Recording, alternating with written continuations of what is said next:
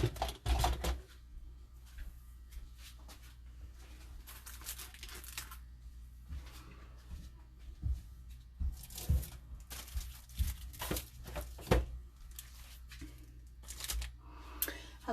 everyone. We are going to get together today and do some assembly with my Make a Splash kit. This kit is part of my Stitch Together workshop, and we're going to work on the cards today. So I'm just getting everything ready, and give everybody a moment for the notifications to pop in. That way we have some people to chit chat with. Let's see here.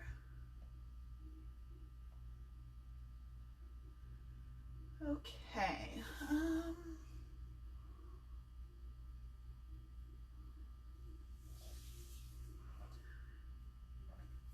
Right. Well, that's not what I wanted to do, but okay. All right, let's get started. How is everyone? So today we are going to work on the Make a Splash set, which can be found in the May-June catalog. So let me just get to it really quickly. Look at all these beautiful options that are available. I use mine a lot. So this is the stamp set that we're going to work with today. And like I said, let me just get some glue off there. Like I said, I use this a lot. And so we're going to work with this little adorable stamp set. We did work on one the other day because all of these cards are from my workshop. So we recreated this one and we put some foam behind it, kind of popped it up, and it gave it a whole new element, gave the boots a little design. So today we're going to work on this card, and we're going to make this part a little bit of a shaker, if you will. So I'm going to need something extra that doesn't come in the kit. I'm going to need an extra piece of white daisy. Oh, my husband's mowing the lawn. You'll have to excuse that if you can hear it. And I'm going to come in with my square stitched dies, right? And I'm going to use the frame of the middle die to create my shaker window. So we're going to make a square one. It's going to go right here. Isn't that cute? So I'm going to come in with my extra piece.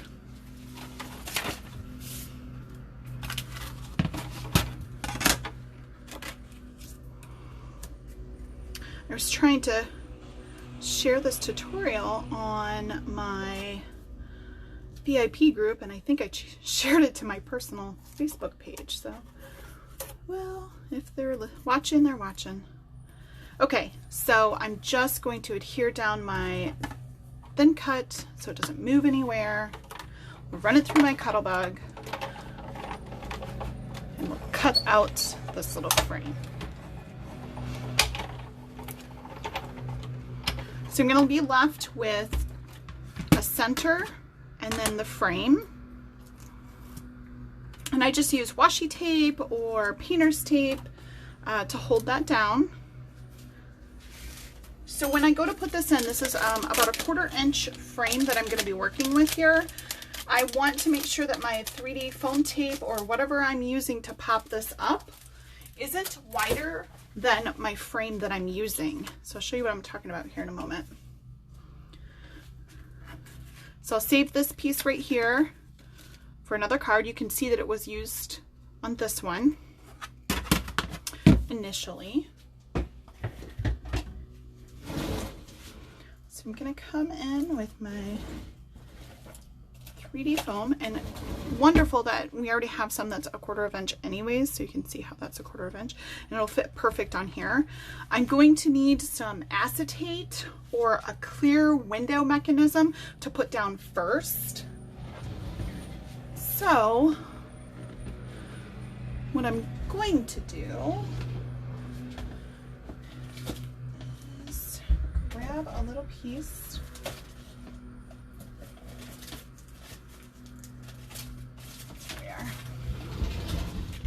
tight.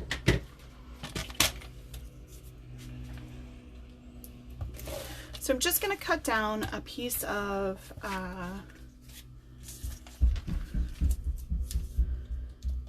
memory protector. It's like just clear, almost like it's just clear plastic. So I'm going to cut this down to 3 1/4 by 3 1/4.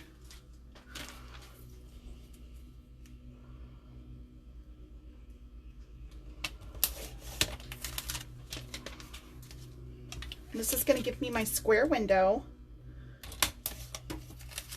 that I can adhere down here, and that will keep my shaker bits inside when I go to put it on my frame. So I'm just going to use a little tiny bit of liquid adhesive. You could use dry adhesive if you want to, and dry adhesive would just be, you know, something like this. But I'm going to use a little bit of liquid, and a little bit goes a super long way. You don't need a lot. You'll probably will be barely be able to see any of this on camera until I put the piece down.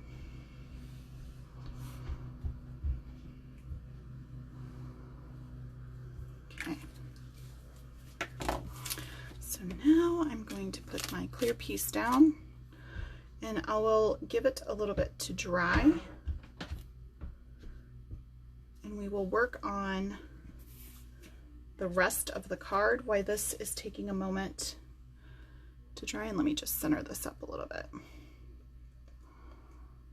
It doesn't give me a whole lot of wiggle room to work with it before it sets in place. Oops, so I have to be very gentle, but the liquid adhesive is where it's at to put this on, because then you know it's not gonna fall apart.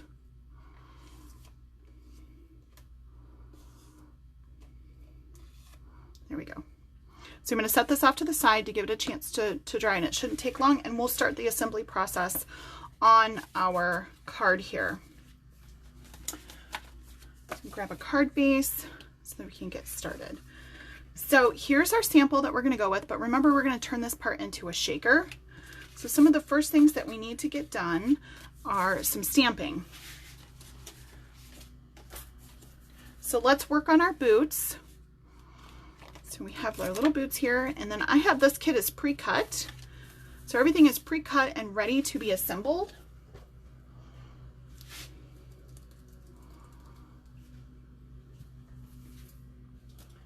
I am going to come in with some black ink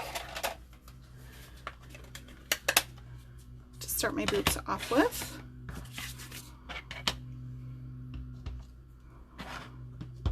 And then we'll fussy cut this out. Now I recommend, and there's not very many left, of getting the thin cuts that go with this. This will cut the boots out. It will cut the flowers out. It'll cut the little latch out. So it'll cut the boots and the flowers and this little buckle that goes to the boots out. So I do recommend getting that. It just saves a little bit of time, but if you, there's only a few left, so keep that in mind. I didn't get it, so I'm gonna have to fussy cut mine out, which is no big deal. So when I do this, these are my favorite scissors of all time, right? I know I tell you guys this every time, but they genuinely are. They're super sharp. So when you're fussy cutting, you want to turn your paper, not your scissors, and that's gonna help avoid any jagged edges. And then I'm just going to leave a little border on there so that when I'm coloring, I have some lines, and then I'll fix it up in a minute. So I did some faux watercoloring on Monday when we worked on this card. So today I'm just going to grab my alcohol markers, and I'm going to do the dark red blend. So you get 3 shades in this. You get a DR1, DR3, and a DR4. So I'm going to start with the light and then work my way to the dark side. So I'm going to color the entire boot. I'm just trying to get a good, usually I sit down and color, and right now I'm standing. So I'm going to color the entire boot with this red, and then I'll show you how I do just some very basic shading, nothing too intricate, but it gets the job done, right? So I'm just doing some kindergarten coloring right now. And by that I mean I'm not staying in the lines. I'm not worried about that at this point. And I'm just coloring it all in. And I'm going to finish the lines up on the boots with a little bit of white gel pen. It really pops and it looks super cute around the trim. So the trim of the boot, I'm going to come in with a white gel pen. And then I'm just going to kind of go over it one more time in a circular motion and just kind of blend in any marker strokes that are a little bit lighter than the edges. Okay, so now I have my red boots done for that part. Now I want to do some shading. So for me, I've just been shading it like the light's coming in this way. So I'm going to start at the edge of my boot and I'm just going to flick it out. And so by flick, let me grab some scrap here. So by flick, I mean like this. Okay? And you can go as, you know, long or what have you. Practice on some scrap paper if you haven't done that before, just so that you have a technique down that you feel comfortable with. And so that's all I'm doing is I'm just flicking this out like this all the way down the side of my boot.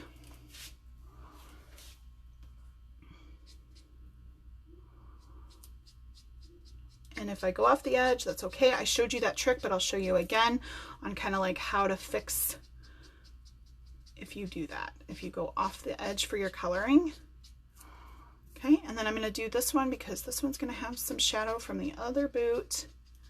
And I know you can see all the lines there, but don't worry. They're all going to get blended in, I promise. I promise. So there's the medium. Now I'm going to come in with the very, very dark. I have to check them. I always turn them when I do it. And this one I'm not going to go out as far. I'm just going to kind of keep it to the edge like so. And then I'll come in with my light one more time right over the whole entire surface.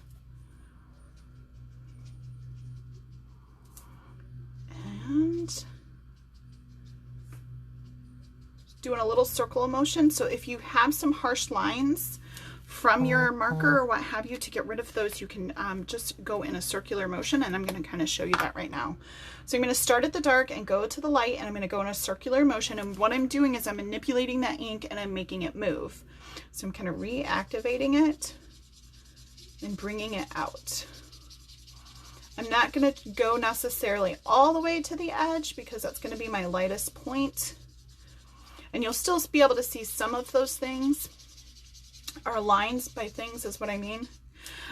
But you won't be able to see them all. And then I'm just going to turn it this way. So again, I'm starting in the dark area, doing circular motions and moving that ink all the way almost to the edge of the boot. Not quite. And that circular motion is going to help get away any stark lines that you made when you did some of your flicking. Okay? So it gives us a nice shadow to work with. I love it. It looks cute.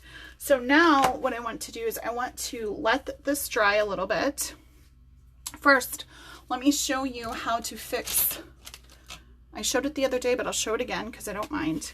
So let's say that I'm leaving this and I'm not going to cut this white edge off, and you can see where I've got some coloring up outside of the line. So I'm going to take my white gel pen and I'm just going to color right on top of it. And now I know that I have colored, and you can't see my mistakes unless you watch this video, then you'll know. But that's my secret. When I'm all said and done, I'm going to take this trim and I'm going to color it on top with some of the gel pen just to kind of make that bounce. But I'm going to let this dry for a second. I'm going to come in with some pigment ink, and we're going to do white dots on this boot and really make it pop. So while we let that ink dry and the coloring dry, I am going to come in and finish the shaker bit part. Okay. So we'll have these two pieces. Let's add our background piece down. So one side is this quilt pattern, and then the other side is this beautiful floral pattern. We're going to put it this way, and we're just leaving a small edged border around the background, just like our sample, right?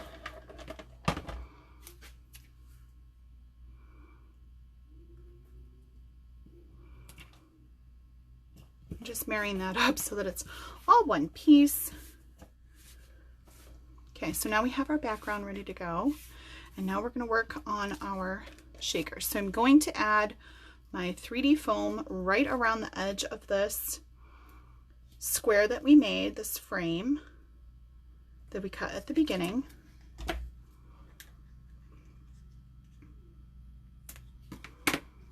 We'll just build it up all the way around.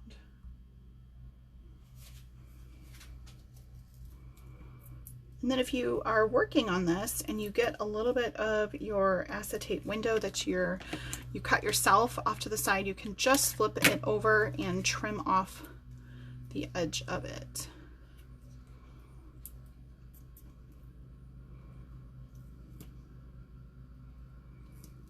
And I'll show you what I'm talking about in a second. I just want that to be as straight as possible, so it doesn't show through my window. If you want a really deep shaker, you can layer this 2 layers, but this is really the best 3D foam that you'll want for this, because it fits perfectly. It's the exact same size as this. Okay, so you can see possibly that I have some of this window that kind of hung off to the side, and that's no problem. So you can just take my scissors and use the edge of my frame as a guide and trim that off. And I have a little over here, and that just happened when I was moving it around, making sure that it was getting stuck. Okay, so now I have the basis for this. So the next thing I want to do, this is going to go here. I'm going to stamp my sentiment on the inside and take care of all of that. So I'm going to come in with the little sentiment. It says, sending sunshine on a gloomy day. Ooh, oh, I'm using that one. So let me grab, this is a 2x2 square block. Perfect. And when you're using your stamps, you want to make sure that you use the right size block. Thank you, Brenda. You want to make sure that you're using the right size block for your stamps. If I put this on a huge block like the 3x3, I run the risk of transferring ink over. So the smallest block to your stamp is the best. So tap, tap, twist, twist, tap, tap. You don't need an abundance of pressure to do this. So you just want to make sure everything is straight as best as you possibly can. And you're just going to go straight down, straight up. Okay. Hopefully that made lots of sense. And then you can use your chamois, or if you still have some old spray left, you can use your spray and your scrub brush to clean your stamp off. Worst case scenario, you can use alcohol-free baby wipes.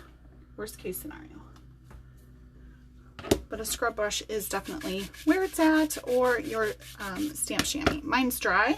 I forgot to wet it down before we started, so I'll just use my backup for now. All right, so there's all that. Now I'm going to come in with this little swoosh. Isn't it so cute? That's included with this stamp set. And I am going to highlight Sunshine, and I'm going to do that in Canary ink.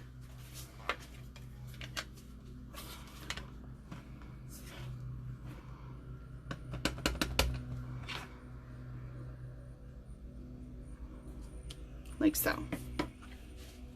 Yay! All right, I think we're done with our stamping for the most part in these colors until we do the white dots on here. So I'll get that White Daisy out, and we're going to do a little bit of heat embossing to really make those dots pop.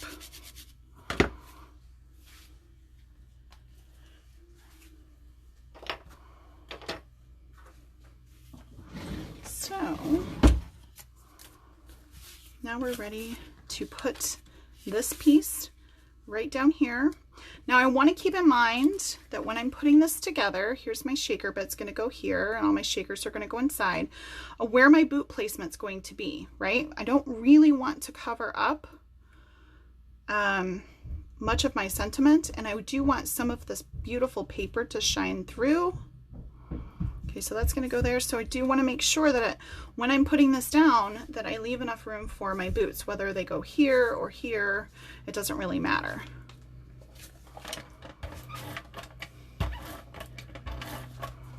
So we're going to adhere this down as center as possible, leaving enough room for our shaker. It's a little crooked, but we're going to roll with it because it's handmade, and handmade is beautiful. We're going to come in with some silver loose sequins. Of course, you can use any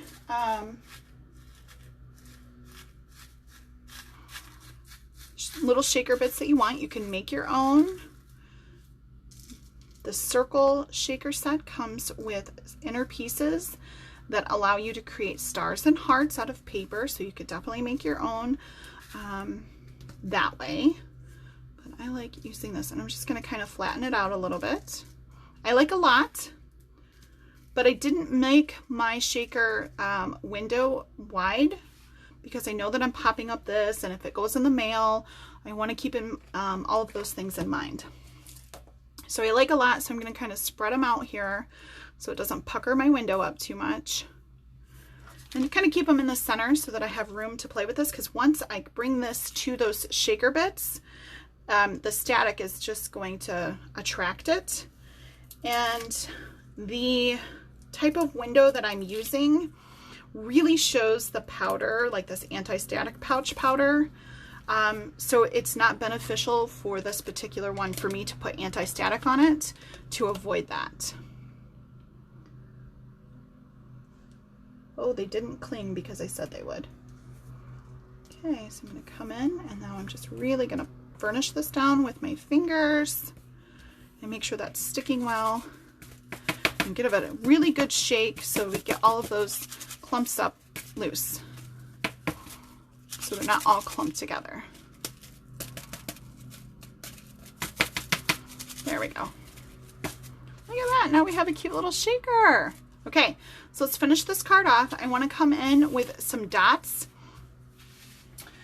So I have a little boot design here that have dots on it. We also have like this crisscross or lattice pattern too, or you can leave them plain, but I haven't done this part yet, so I really want to do this. So I'm going to put this in white pigment ink, and then I'm also going to use white embossing powder. I feel like when I use, this is where I use a Tupperware container to keep my white embossing powder in, because I usually buy it in a large quantity, and that is the best fit for me.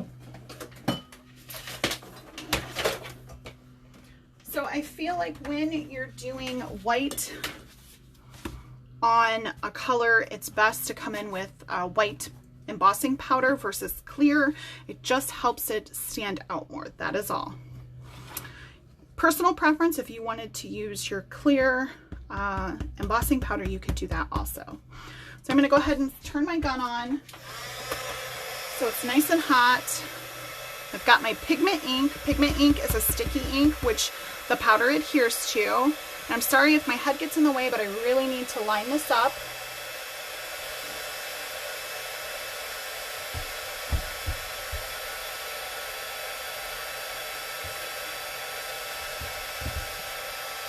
Might be off just a little bit, but see how cute that is? All right, so now I'm gonna come in. I'm just gonna dip this right into my white embossing powder. Let me grab some tweezers, because where are my favorite tweezers? Because I'm also gonna have to heat this up. And when I do that, I don't want to burn my fingers. All right, I'll have to do that in a second. I didn't have a good hold on those.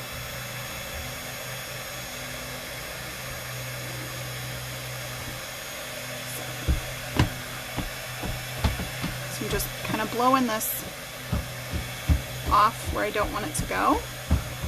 Now I'll put my tweezers on and make sure they're locked in good, and then I'll heat this up and melt that powder.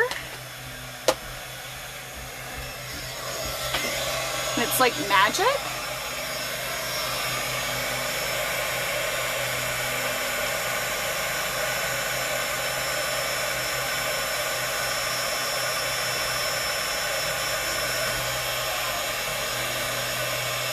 Okay, doesn't take long at all.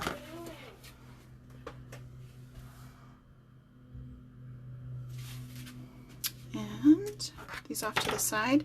And now I'm going to come in and kind of trim off some of that extra white, so I don't need all of that. Okay, and then I'm also going to come back in. Okay. And then I'm going to come in with my white gel pen, and I like a little chunkier one. And I'm just going to go over the trim of my boots, so any ink that I got on there from coloring will be hidden, and it will just sort of make that boot pop. Right? So anytime I colored outside of the line, that gel pen is going to help cover that up. So now we can come back in with our project and we can finish our shaker card off. So what I'm going to do is I'm going to add just a little foam at the bottom down here, and then we can put it on our card base. This was our original card, and this is our Ham It Up card. And let me see, I know I put the roll away, there it is. So we just need a little bit at the bottom of the boot to finish it off. Is this my coloring picture? I have a little guest with me. Mommy. Yep, that's your coloring picture. Mommy. Mommy. What? There's any. So then we're going to come in like this, add our little boots down here. We've got a little bit of adhesive up here. And now we'll put some adhesive on the back here.